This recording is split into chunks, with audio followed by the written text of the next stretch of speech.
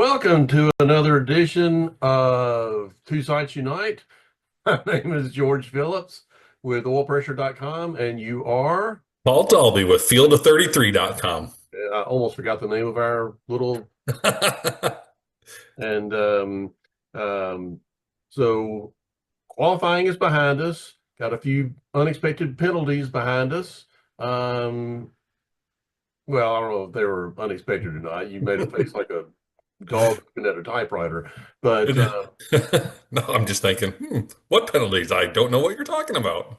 but and we got the race in front of us. So first things first, the more pleasant story. Robert Schwartzman, you saw that coming, didn't you? Uh, well, yeah, I think if you dig down deep into fieldof33.com, if you can find the article, I think I said that I'm sure he would win the poll. And My obvious pick. that was last year before we even knew that Prema was going to show up, wasn't it? Yeah, what a shock.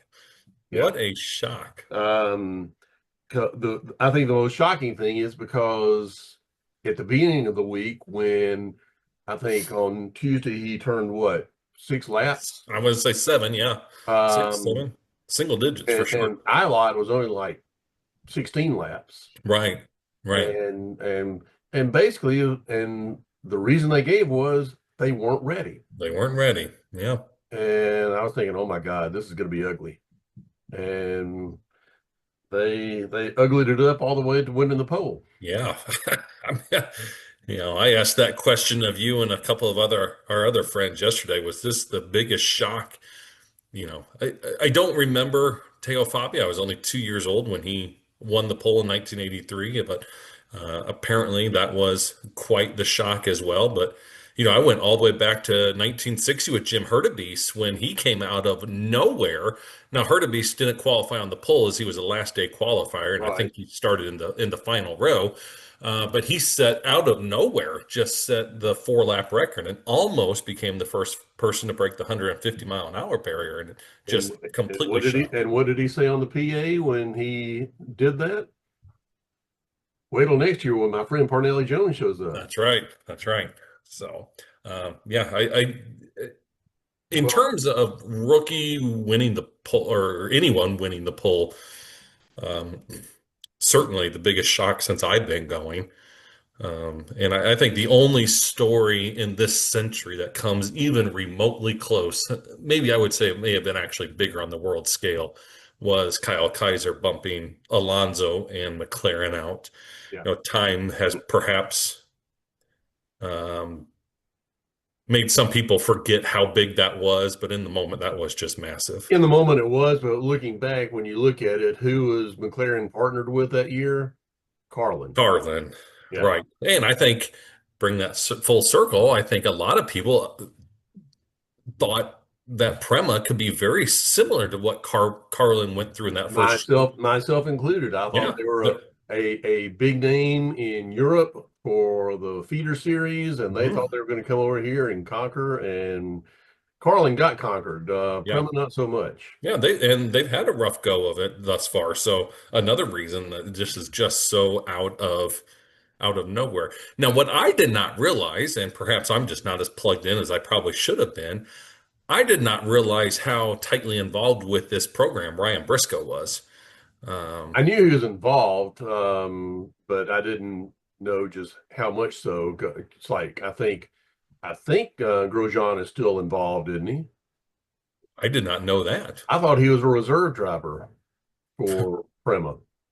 I That- thought so. I'm You not, may be right. You very well may be right. I but I never heard his name mentioned over the weekend with Prema like we did Briscoe. right, right.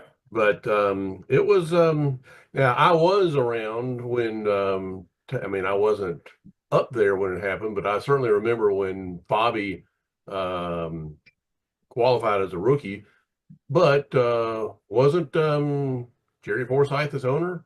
It was either Forsyth or Green. I I can think it never was remember the Forsyth. history of who had what when I with think it's those Forsyth two. because when Fabi, well, when he came back and then he was with Jim Hall, I think in was it 90?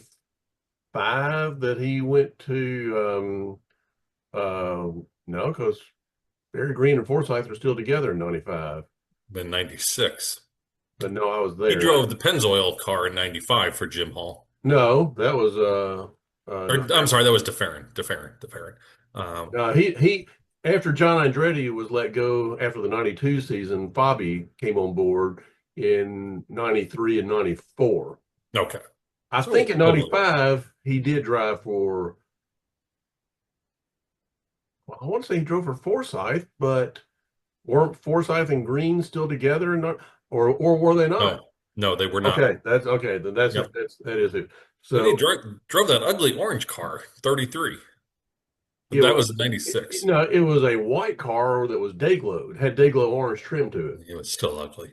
All I right, back like to I liked topic it. at hand. We're going down a rabbit hole, and because you're too cheap to buy us a decent Zoom package, we're limited We to got 40. 40 minutes or less. So anyway, That's we'll right. get to it. We can't So divert down that rabbit hole. um, okay, but Schwartzman, great story. On top of everything else, he seems like a real likable guy, Yeah, and absolutely. he seems humbled by this. When he says he wasn't expecting it, I believe him because I don't think anybody's I expecting it. don't think anyone did either. No. So, but to me, it's a shame that that story is getting completely overshadowed by what happened at qualifying on Sunday and then what extended into Monday morning. And that was Team Penske, two of their drivers being penalized for, I don't know what you call it, blending the creases or the seams on their attenuator.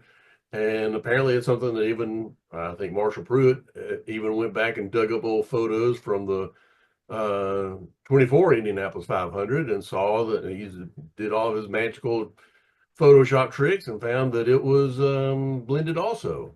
I don't think you go back and take the win away, but um, I think it's safe to say that that row of 20 baby Borgs might be a little tarnished right now.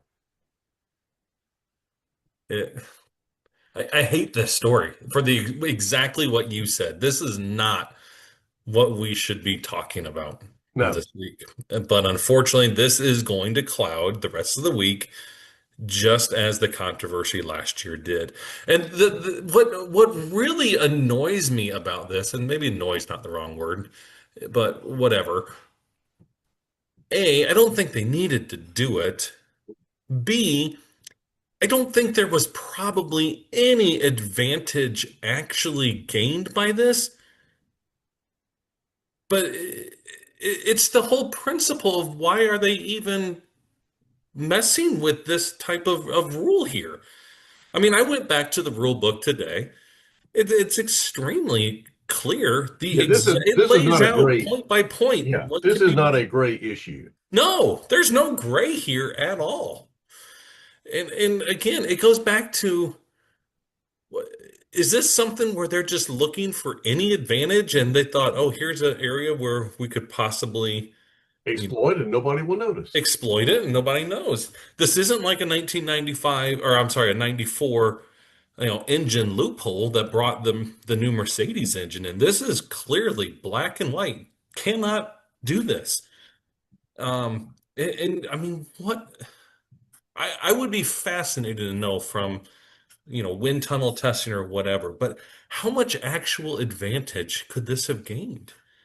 I mean, it's not even in an I airflow mean, here. it could have, and I'm certainly no aerodynamicist, but I'm thinking that, the field is so tight these days that it may have made the difference between the middle of the front row and the pole. Uh, I just don't know. I don't know. I mean, I don't know either. I don't know either. And don't interpret that anyway. Someone will comment that I think that, they're being too hard on Penske. I'm not saying that at all.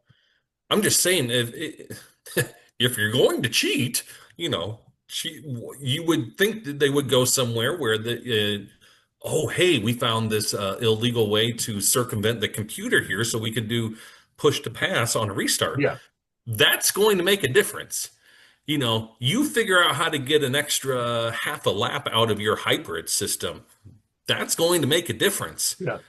You put a little extra wax on the valve stem cover of your left rear tire, probably not going to make a difference. And I feel like that's where we are with this. It's such a huge risk. And obviously now that risk has not paid off for what I just can't imagine there's that much reward to justify that risk here. No. And And it's a terrible look for Team Penske. it And I is, sent and you this it's text just today. it is just more fuel to the fire that everybody's saying conflict of interest. Sure. And that's the problem you have when the team owner also owns the track, the series, Yeah. and the race.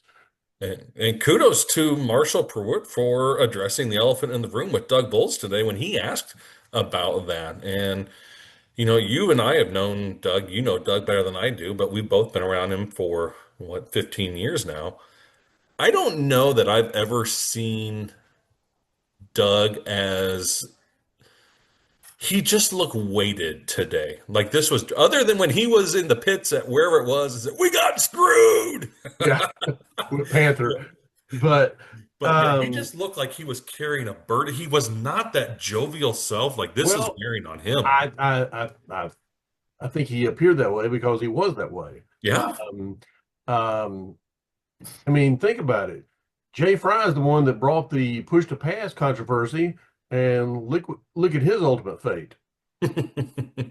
And because everybody close to the situation said that over time the relationship with Jay Fry eroded. And well, what started that erosion? We're speculating here. We don't know that, right, right. but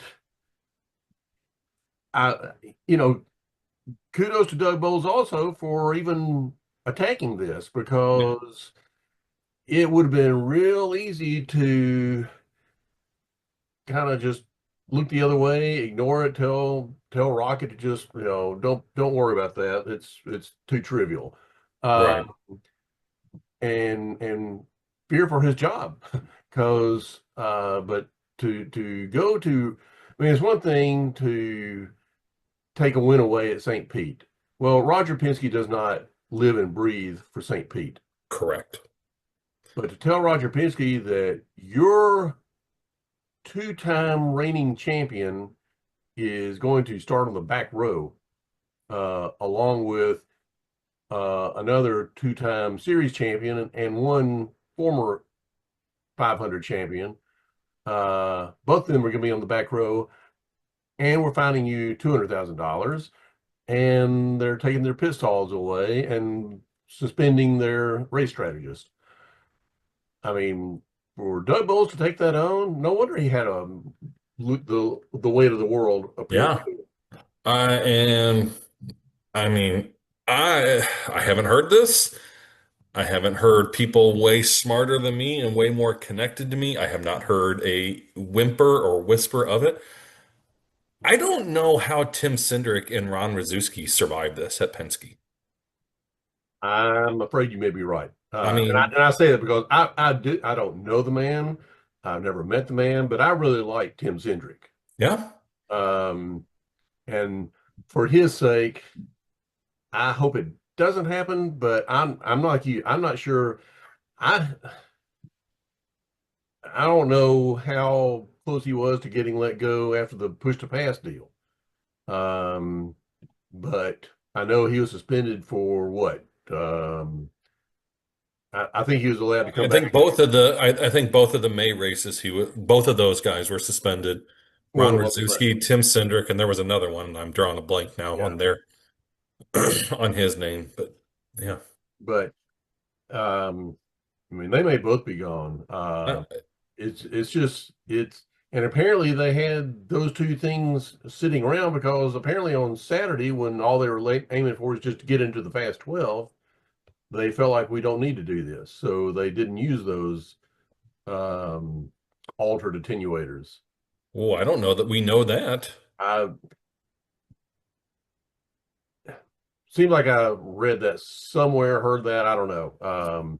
But but that would make sense that if their only goal is to be one of the top 12 cars, probably don't need it. Maybe, maybe not. But if this has been going on for, however long, it sounds like at least a year, based on the pictures that Marshall Pruitt has shown from the 24 500, as well as whether or not Newgarden's car in the museum is his actual winner from last year. Yeah, We're I not going don't to be know how privy much to that stock we could put information. in that. Uh, But, there- IndyCar can track every piece of body. Everything has a serial number on it. So IndyCar will know what rear wing and what attenuator were on the 10 or the 2 and the 12 cars Saturday. And if those were the same you're ones speaking that in were on there. NASCAR parlance now. I know, I know. But when you talk about entries, it's easier. Okay. Um, but the other, okay, so going back with Cindric, Mr. Penske is not one to suffer fools, nor is he somebody who I think much enjoys being embarrassed and having his name dragged through the mud. And now this is twice in what, 14 months? And That's not a good way. I don't care who you are. I don't care if you're Greg Penske or Jay Penske or Tim Cindric.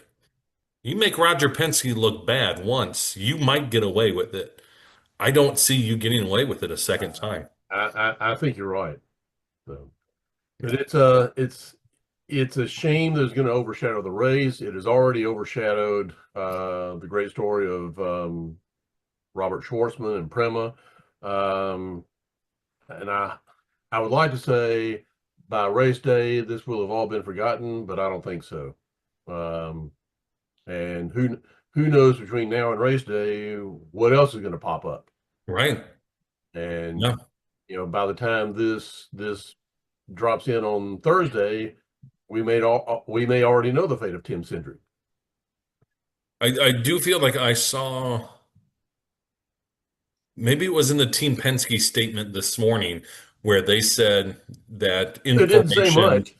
they didn't say much, but they did say information about personnel something or other would be disclosed later in the week. Well, I took that just to say who would be Well, I took that as manager. well.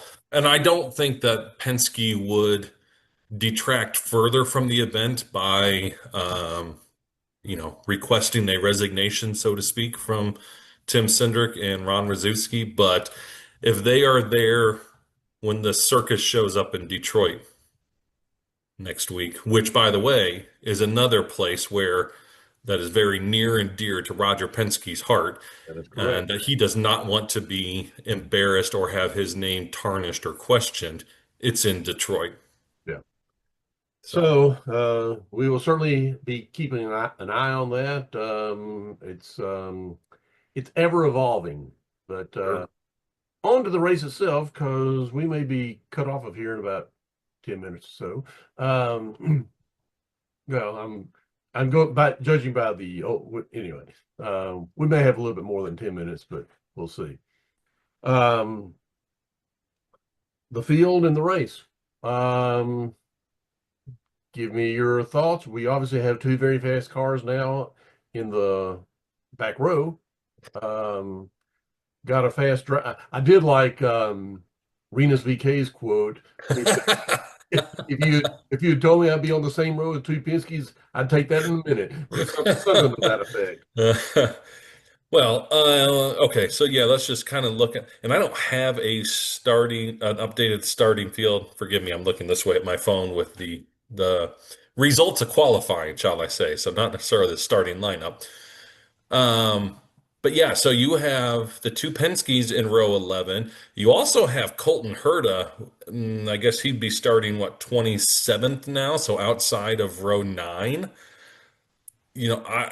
I think good grief. I think Herta is still going to, I think he's going to be a factor. I think he'll move up. I think he's going to be strong. Yeah, Excuse I me. don't. You I don't think don't. so? No, I kind of liken this to remember the year that That was different. That was carb day. that was true, but That was carb day.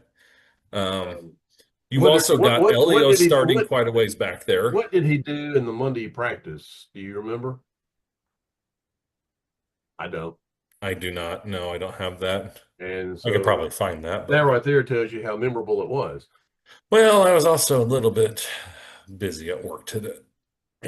So I hadn't had a chance to sift through those those numbers in great detail, shall we say. Well, I think it's going to be because he had 2 hours Monday to shake it down. He's going to have 2 hours on carb day to massage it or fine tune or whatever. But coming up 9 rows in a backup that he hadn't had much time in, tall order. Yeah, I'm not saying it's not a tall order, but Herta was P8 in the Monday practice. Better than I thought. Okay, well, maybe I'm wrong. We'll see.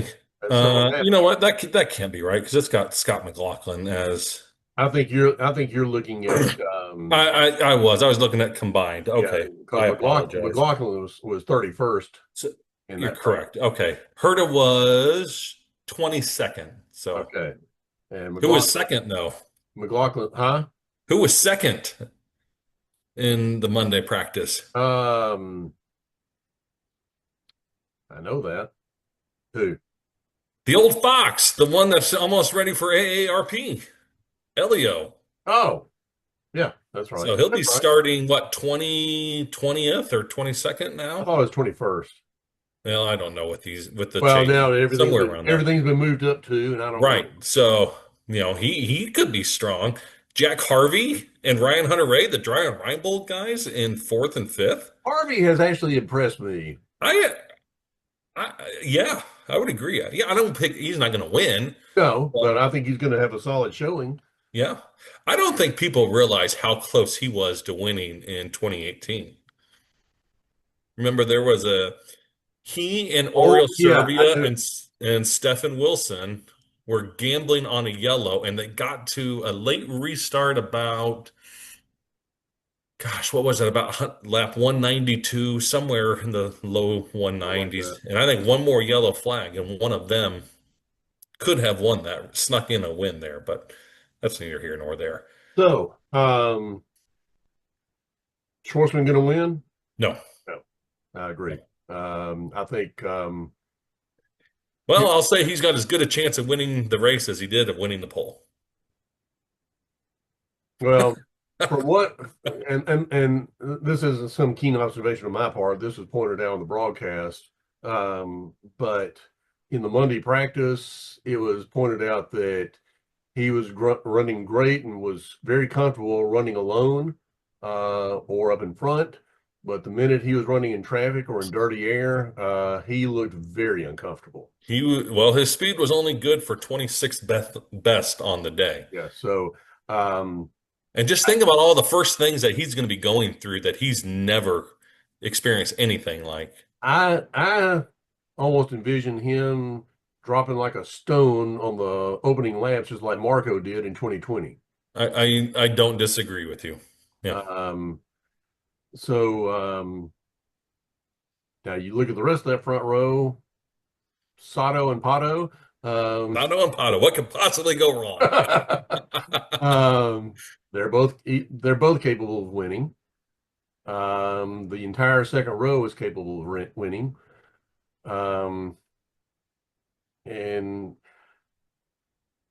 I don't know about Malukas. I don't know if he's quite there yet in the second Ford car, but the second Ford car has been doing a lot better than the first Ford car. You better watch your tongue, or the That's Facebook group will true. come after you with pitchforks. And no, did you? No, never mind. I'm not even gonna go down that rabbit hole. But the AJ Ford group is it's an interesting follow on Facebook. So you just can't turn away from it. Now, okay, we may be running out of time here. Give me your firm prediction for a winner and maybe one or two dark horses. Um, I feel like Pelot is too obvious.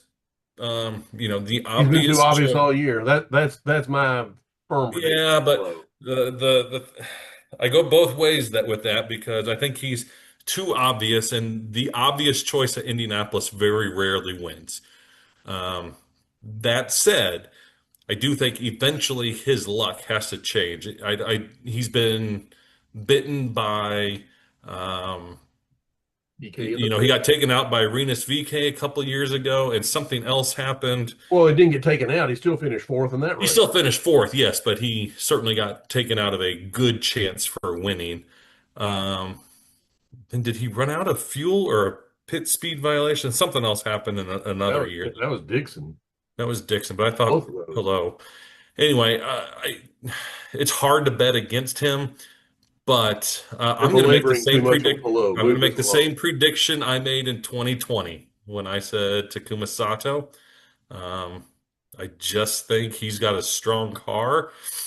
Um, boy, but I'll tell you what, if Takuma Sato wins after the month that Graham Rahal has had again, I don't know what that means for that team. And there's That a may mean time for Graham maybe to go to the step open into the door. management role, Yeah. so to speak. Yeah. Real quickly. So my pick. Uh, oh, do you have like a dark horse? A dark horse. Well, you think about that because you're Yeah, belaboring you go too much. ahead. You go ahead. I'll think of a dark My horse. pick, solid pick, I think, is Pelot. I mean, you say he's too obvious because he is obvious, and until he starts losing, I think you're just going to have to keep going with it. He's the hot hand, and you keep going with it. For a dark horse, I got two. One is a guy who has been under the radar all month long, and he likes it that way because last year was an absolute disaster for him. Um, he's a former winner, and it's Marcus Ericsson. He has been so quiet, but he's been very solid, and he's the kind that will just kind of sneak around and be there at the end. What do they call him? The sneaky Swede at one Sneaky time. speed. And I think the sneaky Swede is going to sneak up there again. Um, and another one that I can't really just feel like you can't ignore, Connor Daly. Hmm. Uh, Yeah. he's got a fast car this year. He does have a fast car. I wonder if his team is going to be the weak link in that Could one. be. That I don't know. I mean, I don't really recall them having just disastrous pit stops, have they? No, I don't remember them having disastrous, but not disastrous is generally not good enough to win at Indianapolis. True. Okay, so for my dark horse, I will stick with the blue and yellow of your dark horse, and I will stay in Sweden. I think Felix Rosenqvist has looked fantastic this month. He's been strong, he's smart, he's been there at the end of the races. He's You're been, just really saying this because you're a Creed fan. I do love me some Creed, not gonna lie. Like me some Nickelback too, and I wear it proudly. You can hate on me Oh, all you want, but well, Creed is not my favorite, but I say they were my favorite. I like you good kind stuff of though. you lit up like a firefly when I mentioned them. So anyway, the weather's looking good. And last year when I first started checking on the Sunday before, it looked bad, and the prediction looked bad all through the week, and it turns out it was You bad. were right. So right now it's looking good. Has been looking good this week. So it'll be cool. I think the high's supposed to be like 67 or so. Oh, good grief. You're going to be out there in a parka based on last weekend. Okay. You Southerners are so thin-skinned. We're used to 90 degrees down here. All right. So any parting thoughts? Because this thing could shut off any time now. Don't Because we get a warning or something? I can't remember. It's happened to us once before, I think. Uh, no, no. Let's just hope that I'm Oh, interested to see what we'll learn on Carb Day. says I'm And running out of time. So okay, then yeah, let's just hope for a good race, a safe race, and look forward to seeing my pick of Sato become a three-time winner. we will see. Well, for Paul Dobby at sort of say more for Wing Fielders33.com. Old habits die hard. I am George Phillips with oilpressure.com, and we'll see what happens. Thank you for watching.